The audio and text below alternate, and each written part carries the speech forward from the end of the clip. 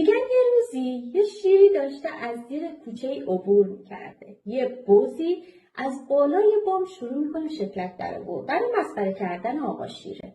آقا شیره یه نگاهی به این بز میندازه، میگه ببین این تو نیستی که داره به من میخنده ها، این جایگاه توره که داره به من میخنده و منو مسخره میکنه.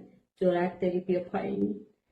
واقعا یه سری آدما خودشون در درون خودشون هیچی نیستن و همه چیزشون، قدرتشون، شخصیتشون، همه چیزشون وابسته به جایگاه خودشونه.